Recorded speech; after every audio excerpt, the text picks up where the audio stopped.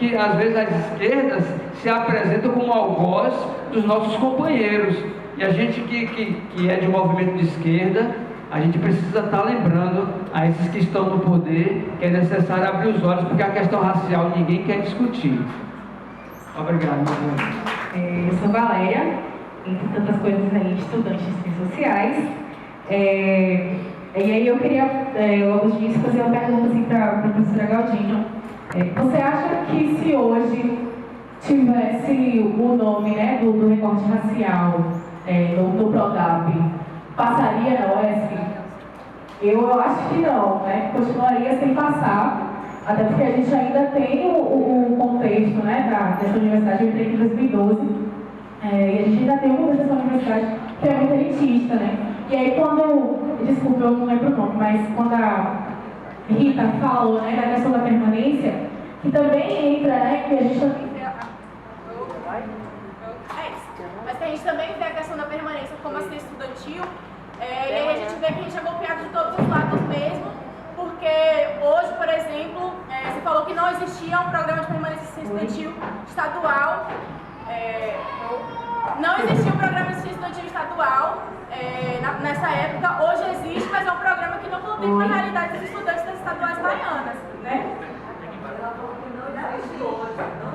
Não existe no sentido que não contempla, né, os estudantes das universidades baianas, porque é um programa totalmente elitista e meritocrata. E aí a gente percebe que um pequeno avanço de um programa de assistência estudantil, né, de permanência que essa universidade tinha, né, do que seja bolsas e auxílio, etc., né, para os estudantes, ele tem um regresso aí quando ela começa a colocar as mesmas especificidades desse programa do governo estadual, né? Então, assim, os estudantes que têm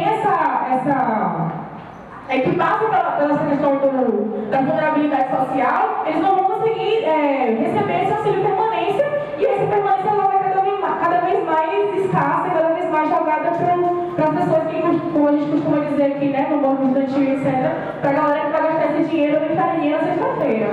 E aí, uma outra pergunta que eu queria para a Larissa, quais foram por que esses programas que existiam, né, o Bantuê e outros, eles terminaram, e quais são as dificuldades que se colocam para que eles possam resistir, né, assim, para que eles possam retornar para o cenário da universidade, porque eu acho que no seminário inteiro a gente percebe, né, que a gente está discutindo que a gente quer essas afirmativas de verdade, a gente não quer só um recorte das cotas, né, é óbvio que é super importante, como o professor Marcelo demonstrou ali, que as cotas são importantes sim para que a gente tenha essa entrada, mas a gente quer essa entrada, a gente quer permanecer, e a gente quer que a universidade garanta que a nossa identidade racial, ética, que a nossa identidade de gênero, que a nossa identidade de sexualidade, etc., elas sejam garantidas nessa universidade e que elas estejam aí para todo mundo ver, que a gente possa ir de segurança e demonstrá-las, né? Aí, minha pergunta é nesse sentido. Boa noite, meu nome é Débora, eu sou formada em Ciências Sociais pela UESP. Minha resposta vai diretamente para Marcelo e o Wilton.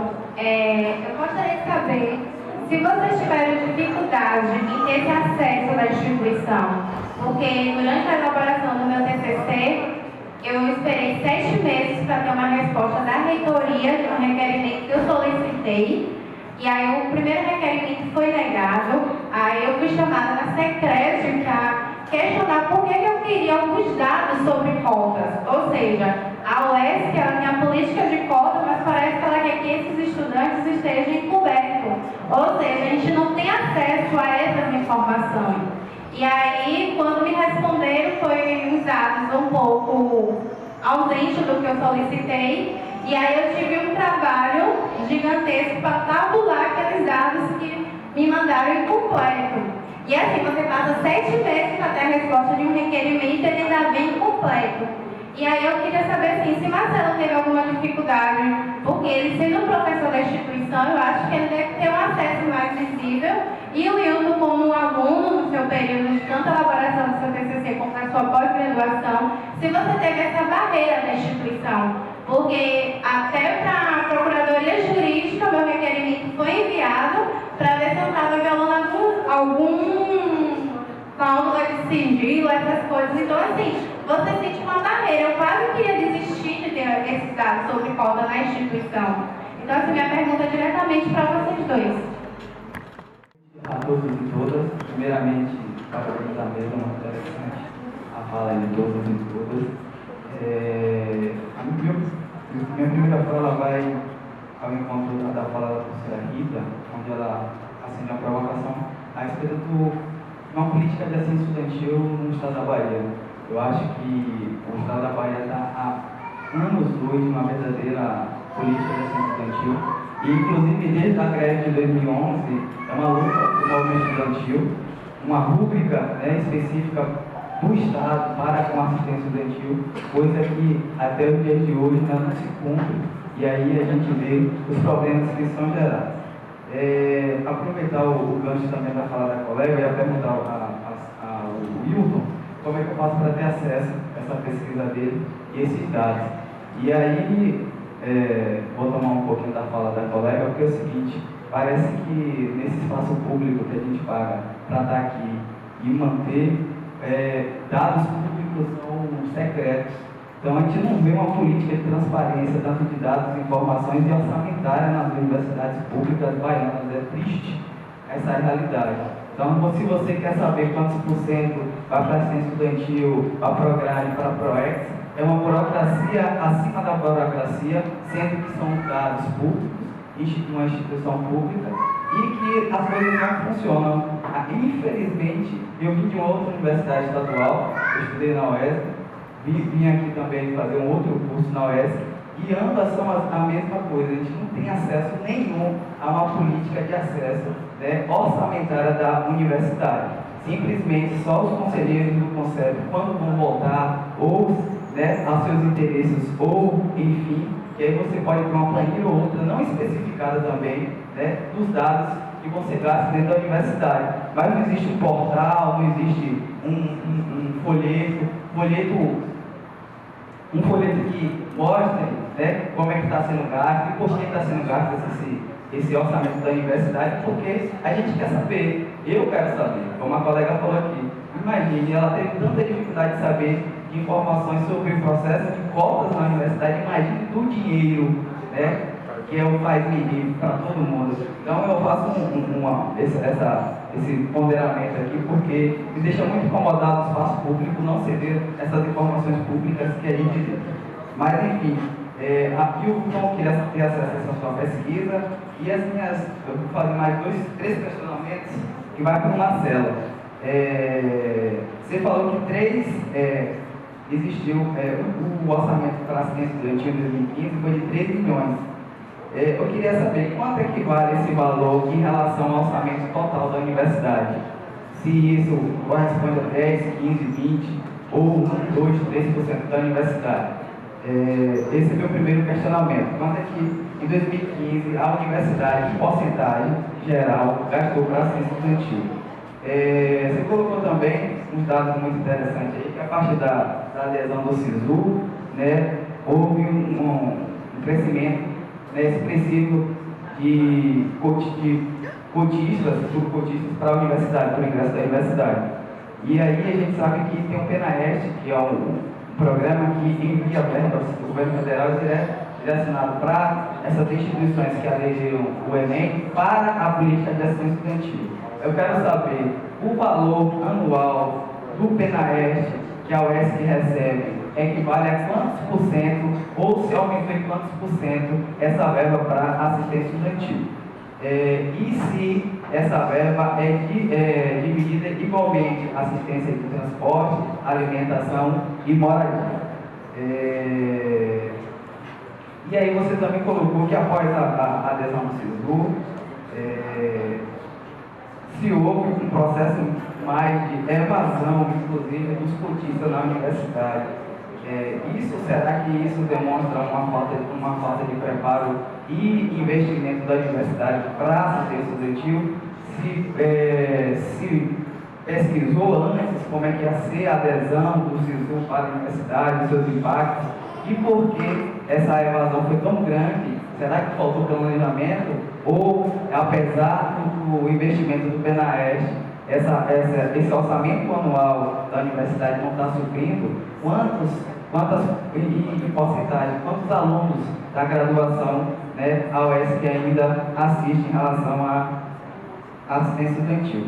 E aí você também colocou que o cancelamento foi também maior pós-SISU. Então você vê que nem foi nem abandono, nem trancamento, foi cancelamento direto, provavelmente por alguma outra situação no qual o senhor não colocou. Então eu queria saber esses dados específicos, já que o senhor teve acesso a essas informações privilegiadas, vou dizer assim, para que a gente fique a par da situação e se realmente a universidade, depois que aderiu ao SISU e está recebendo esse investimento do governo federal, está efetivando realmente uma política de assistência e permanência estudantil. Então, desde já eu agradeço, eu acho que fica minha inquietação aqui, porque a gente tem que saber para onde está indo o nosso dinheiro e a reitoria e os setores administrativos da UESC, ou qualquer universidade ou qualquer instituição pública, não faz mais a obrigação de falar como é que está sendo gasto esse dinheiro. Desde já agradeço a todos e todas. A gente fica entre o dilema em continuar o debate e cumprir o horário do transporte para casa, que vai nos levar para casa. Mas enfim, você pode começar respondendo, Rita, por favor? Eu acho que eu não fui clara na minha colocação quando eu falei que não há uma política de Estado para a permanência de estudantes negros. Foi isso que eu disse. Eu não disse que o Estado da Bahia tem uma política de permanência. Como os dados do professor, como os dados que o professor colocou, essa universidade, ou qualquer outra universidade estadual da Bahia, se movimenta com recursos próprios. O Estado da Bahia, apesar de haver uma política nacional de ações afirmativas para acesso do estudante negro, não há uma política de permanência. E isso, a meu ver, é muito arriscado, porque a evasão está por nossa conta. A evasão ou qualquer outra questão voltada para a nossa permanência fica por nossa conta. Por exemplo, por que o estudante é válido? Não sabemos.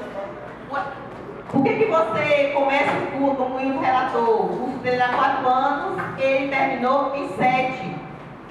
O Hilton, eu entrevistei o Hilton para minha dissertação de mestrado, que tratava do acesso. Então, as dificuldades que o Hilton teve com relação às exatas, por exemplo, ele resolveu por conta própria, porque não há uma política de permanência. O programa da UESC se restringe a um valor em dinheiro. E não tem a política de permanência, ela não abarca, por exemplo, bolsas de iniciação científica para estudantes cotistas, ações para atenuar as desvantagens em decorrência da origem do sistema público de ensino. Então, o estudante chega com diversas questões, referente a exatas, se ele for do curso de exatas, referente à escrita, se ele for da área de um outro curso qualquer que existe, entendeu? Essas questões todas as demandas próprias do nosso sistema de ensino é jogado nas costas, porque a política de permanência não pensa isso. Então, o Estado da Bahia, até hoje, ao menos que eu esteja enganada, não tem uma política de permanência voltada para estudante negro cotista oriundo de escola pública.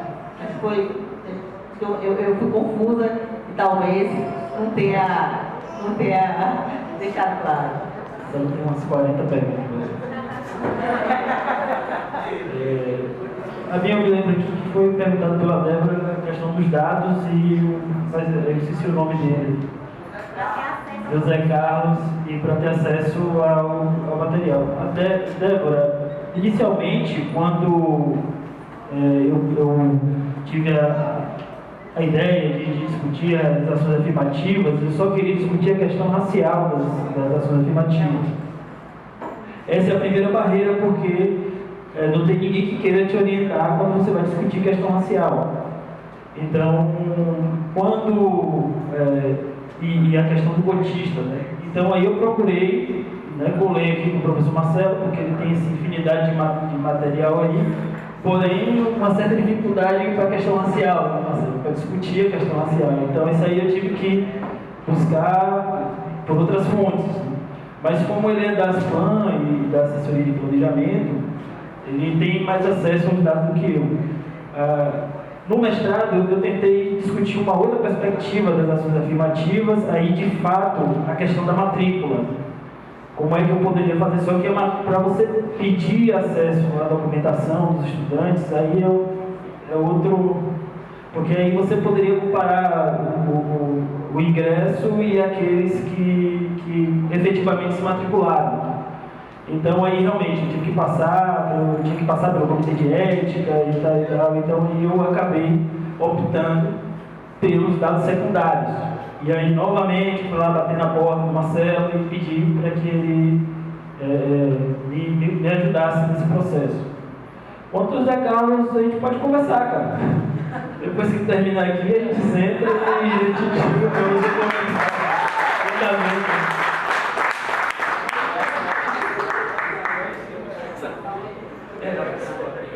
Bom, eu respondendo a Débora, com relação à dificuldade, como é que eu tive acesso a isso? Através de projeto de pesquisa. Tá? Em 2008, tive muita dificuldade de poder ter acesso aos dados realmente. Nesse período, eu era só professor, né? Tive muita dificuldade com a aprovação no comitê de ética, muita dificuldade mesmo. Chegaram a me questionar o que eu queria com aquela pesquisa, o que eu queria provar. Tá? E meu objetivo, na realidade, não era nem provar, que era a favor nem que contra. Eu queria ter os dados para poder discutir, exatamente, fazer a pesquisa. Então, eles queriam, na época, o comitê de ética, a conclusão da minha pesquisa antes de ter feito. Tá? Então, a primeira dificuldade para ter esse tipo de dados, de pesquisa, de monografia, é que ela necessariamente tem que passar pelo comitê de ética. Sendo aprovado no comitê de ética, você vai poder ter acesso. Só que a universidade não tem isso sistematizado. Essa informação não está sistematizada. Assim, o que tem de sistematizado vem dessa pesquisa minha, tá? Lá da época de 2008. E é difícil realmente sistematizar, porque o SAGRES, o programa que centraliza os dados, ele não discrimina, ele não identifica, tá? Se ele é afrodescendente, se é índio, quilombola. Então você tem que fazer um cruzamento de informação que é extremamente trabalhoso, tá? Para ter esse tipo de informação tem que ser doido igual eu venho fazendo isso aqui, tá? Mas passando pelo comitê de ética você consegue. Mas não é garantia que você vai conseguir de fato o que você quer. Você vai ter que sistematizar isso. E a questão da ética é a seguinte: é porque você não pode identificar o aluno pela resolução da universidade. Você pode gerar uma série de constrangimentos. Então, o comitê de ética busca isso, preservar a ética na pesquisa. Tá? Bom, depois, com relação ao orçamento, é José Carlos, não é isso? Isso. Bom, José Carlos, esses dados são públicos e eu te mostro ele aqui agora na página da universidade. Enquanto estatístico, pesquisador, quando eu entrei nas planas, a minha grande luta é de tornar as coisas públicas. Então, uma coisa que a gente fez lá foi criar a página das planas e colocar todos os dados lá. Então, se você acessar a página das planas, você vai ter todos os relatórios e com orçamento. E lá dentro do orçamento você tem exatamente quanto é gasto para assistência estudantil. Não basta você entrar nas planas, vai lá relatório, você vai achar isso tudo lá. Tá? Com relação ao percentual do investimento, eu vou tentar colocar aqui. Está lá em cima, ó, 1,7%. 1,7% do orçamento total da universidade. Tá? Já vai. 1,7%.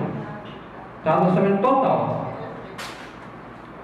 Com relação aos dados, ao valor do PENAEST, o número exato agora eu não tenho para te dar. Mas é só você olhar um recorte no saldo que tem ali de 2013 para 2014.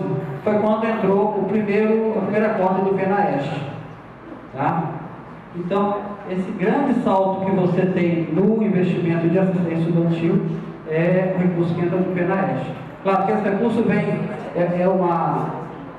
eu falo que o PENAEST hoje foi um grande ganho para a universidade, mas em contrapartida é uma grande perigo.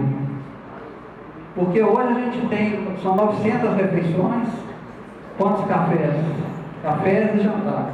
Se cortar o pé da este, a universidade não tem como bancar. Tá? Então a questão é essa. Com relação aos dados do orçamento, eu vou até mostrar aqui, não sei se eu posso, mas se você entrar na página das planas, vou ver se eu consigo mostrar o caminho aqui, você vai ver que as informações estão lá. Assessoria, as planas e essa estrutura aqui. Mas aqui você tem eventos, que está demorando a mais.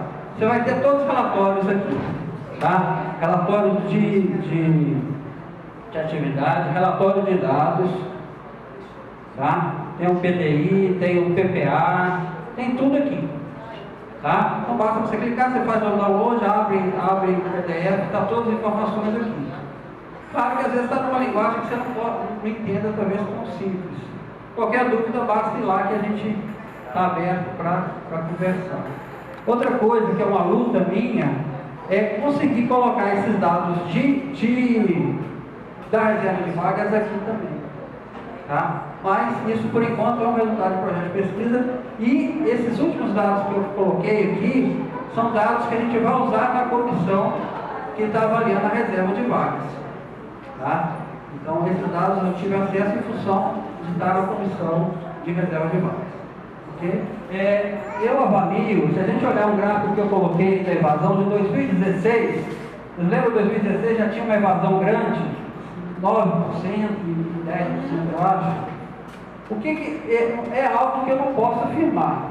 Eu suspeito que essa evasão maior, tanto para cotista como não cotista, é em função da mobilidade que se tem, tá? no próprio SISU. E você tem uma opção de mudar de curso. Então, o que pode estar ocorrendo? O aluno é aprovado na instituição, faz a matrícula, aí vem o resultado de outra instituição que é o curso que ele de fato quer. Ele vai mudar de curso para o curso que ele de fato quer. Então, o SISU traz essa questão de evasão maior. A universidade acho que já tentou minimizar isso, mexendo no período para poder fazer a inscrição, no início do ano. Mas melhorou, mas ainda não é o suficiente, ainda tem uma evasão alta. Mas isso é inerente ao próprio SISU.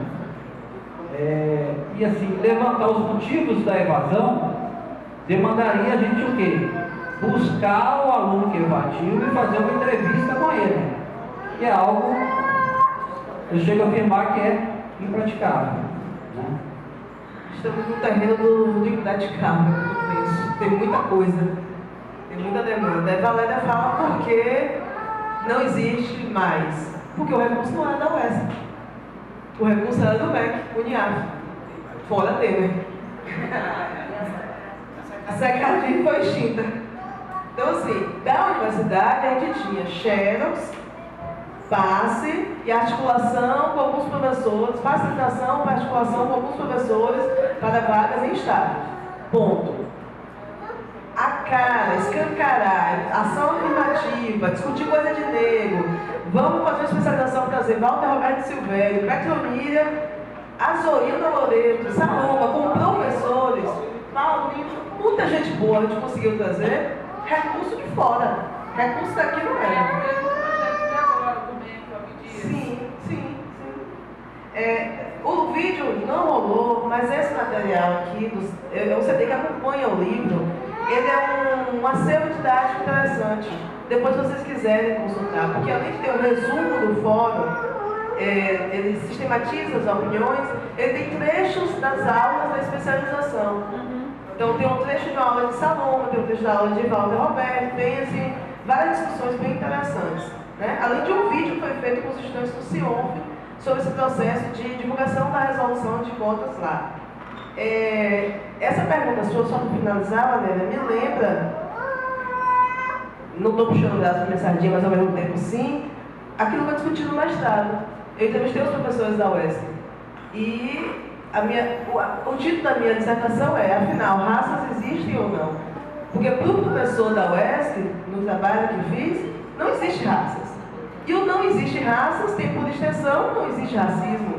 E não existe racismo, não precisa de nada disso. Precisa de uma política assistencialista de cunho generalista. Porque os pobres existem. Mas o incômodo de se falar de negro, de preto, aí a gente já está mexendo, não para quê? Né? Então, é bem isso aí mesmo. De que a problematização, ainda hoje, a problematização de raça, de racismo, é tabu. É isso. A colega que está aqui de vermelho, como é seu nome? Valéria me fez a pergunta: professora Galdino, hoje seria aprovada?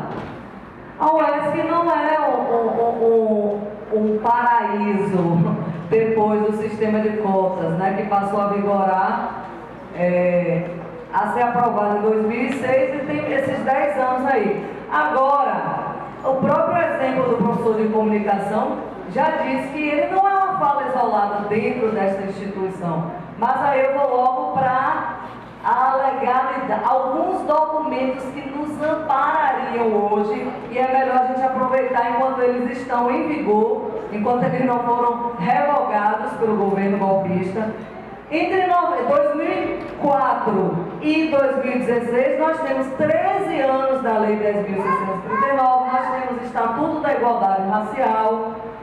2004 estava muito perto das primeiras universidades que implantaram as cotas e ainda estávamos naquele auge capitaneado pela Globo, Folha de São Paulo, Veja, detonando o sistema de cotas, né? Já tínhamos a experiência da UERJ, da UNEB e só a detonação na grande mídia. Então, naquele momento, seria muito difícil nominar o projeto, embora eu não fosse professora da UESC, autora desse projeto, eu era colaboradora. Eu entendo quem fez essa opção de não nominar. Mas hoje nós estamos num outro contexto, não que o racismo não existe na UESC, mas um outro contexto de alguns documentos que ainda nos amparam. Agora eu quero fazer uma polêmica à la Maíra Tavares. A SECAD foi dissolvida, o Uniafro, que possibilitou essas duas turmas, esse livro que eu organizei, e quero só fazer um parêntese, tem 2 trabalhos, 2 artigos que foram construídos numa disciplina aqui nessa pós e que viraram dissertação depois do trabalho de Luísa Nascimento de Ilhéus, que foi defendido no pós-afro na UFBA. Esse artigo que está aí, o embrião do que depois ela aprofundou em algumas questões. E o de Paulo Magalhães, que trabalha com capoeira, aí ele trabalha capoeira e literatura, ele já está terminando a tese dele, ainda enveredando por essas questões da capoeira. Então é por isso que eu estou fazendo essa provocação. 2004, já vou terminar minha fala, mas é só para datar. 2004 era o que? 2 anos depois que os professores desta universidade nos rechaçaram quando nós entramos aqui, me arrepio, para fazer a primeira chamada para montar um corpo de professores e professoras do PRUNE. E nós, estou arrepiada, colocamos vários cartazes na entrada do pavilhão. E sabe o que eles nos disseram? Estão inventando moda, curso para preto.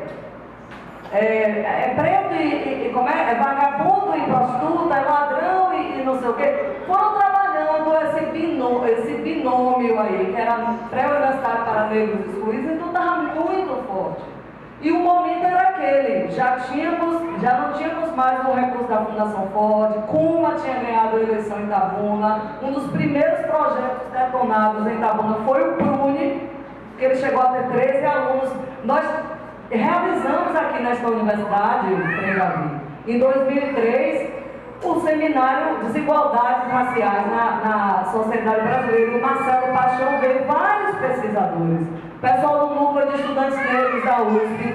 Só que a USP só cedeu o auditório, porque quem veio para cá pautar essa discussão foi a gente que estava fora da USP. Então é isso, aí a polêmica lá Maíra que eu ia fazer é o seguinte: a gente fala da extinção da SECAD e esses programas todos que possibilitaram, mas gente, a dissolução da CEPI, da Secretaria de Políticas para as Mulheres e de Direitos Humanos foi ano passado. Eu não estou louca, eu estava escrevendo o primeiro capítulo da tese que eu estou tentando terminar no CEAL, que trabalha com essas questões também na literatura, e eu me vi na obrigação de puxar uma nota de rodapé para dizer que naquele momento em que eu estava revisando o meu capítulo, o governo Dilma fez essa merda, dissolveu a CEPI. É tanto que quando os golpistas chegam ao poder em 2016, eles extinguem tudo isso. Não vamos esquecer que Nilma Gomes, um grande nome desse campo das ações afirmativas, vai assumir esse Ministério da Cidadania, mas é uma grande contradição, mesmo o governo que ouve a pauta histórica dos movimentos negros, aprova a lei 2669, as diretrizes nacionais curriculares de 2004, rediciona o programa de diversidade na universidade, que é do último ano do governo FHC, dissolve a CEPI no primeiro ano do segundo mandato de Dilma. Eu grito fora Temer, etc. e tal, contra a PEC, mas eu não posso esquecer disso. Não posso esquecer. Então, eu acho que o que nos ampararia hoje aqui na UESC é aproveitar enquanto existe. Lei 10.639, enquanto existe Estatuto da Igualdade Racial, que eu sinceramente não sei até quando isso vai existir. Hã? Ah, esqueci da desgraça lá da medida. Tá. Não, só isso foi depois. Na proposta da LDB que estava. Enfim, já tem a proposta. Então corre, minha gente, pelo amor de Deus, que não revogaram ainda as diretrizes nacionais curriculares. Tem ainda a intervenção de Elis, Frei Davi, Davidson. Vamos lá. Porque é muita polêmica, né? Então, primeiro eu queria, boa noite, né? Queria parabenizar a mesa, eu acho que a mesa, parabenizar a coordenação do evento, dizer que a mesa traz um leque gigante, por isso que o debate flui de uma maneira muito interessante, né? E aí eu queria começar um pouco da inquietação que o Aguinaldo trouxe inicialmente, né? Que é entender um pouco desse processo que se inicia mesmo, né? Do que tem sido, né? Com qual a origem do racismo no Brasil, a partir, inclusive, entendendo o papel do Gilberto Freire dentro desse processo, a partir do Casagrande Cisalo, que é um livro, inclusive, aceito inicialmente tanto pelos setores conservadores da sociedade quanto pela esquerda. Então, essa compreensão ela se arrasta, então requer um debate mais profundo dentro da esquerda mesmo, entendendo, inclusive, que dentro da direita não dá para ter nenhum tipo de ilusão em relação a qualquer tipo de saída, né, para a libertação do conjunto dos trabalhadores e da juventude do nosso país. E no que se refere, né, ao tema provocador que a mesa traz, né, de discutir desafios e avanços, né, dos processos das formas aqui na universidade, a gente precisa entender, inclusive, que a reitoria da universidade hoje é uma grande inimiga desse processo. Né? E ela é uma grande inimiga porque a gente precisa entender nesse processo que a gente tem vivido no país, principalmente agora, que não há situações de se viver em cima de um muro, né? Em um muro onde se tenta se negociar com as duas partes. No momento que o Brasil requer uma posição firme em relação a de que lado da trincheira você está nesse momento. E esse processo de se colocar enquanto inimigo dos negros e negras se reflete numa posição de uma tentativa de reintegração de postos, de uma ocupação mais notoriamente composta por negros e negras, mais notoriamente composta por LGBTs e por mulheres. Então esse processo demonstra um claro reflexo do que tem sido o papel da reitoria, entendendo a reitoria, inclusive, enquanto parte do Estado, que está mais próximo da gente, que tem o seu reflexo mais absurdo hoje no Estado da Bahia, a fala do governador do Estado da Bahia, Rui Costa, no que se refere às mortes do Cabula, né? Do grande genocídio que aconteceu no bairro do Cabula. Então isso é importante para a gente entender, inclusive, que aí a professora Maria Rita trouxe uma discussão importante, né, nesse debate, que é compreender o que significa, né, uma política universal de assistência estudantil. E aí o movimento Ocupa-UESC, a partir de uma turma importante de debate, tirou dentro da sua pauta interna uma discussão muito importante, que era a criação de uma comissão, né, para discutir uma política, né, específica para os estudantes negros e negras, indígenas e cortistas da nossa universidade. E a resposta da reitoria dessa reunião é de que o entendimento da gestão da universidade, da própria universidade como um todo, é que não se pode criar, né, políticas que diferenciem estudantes como estudantes, né, universal e estudantes cotistas. Né. E aí eu acho que o Aguinaldo, mais uma vez,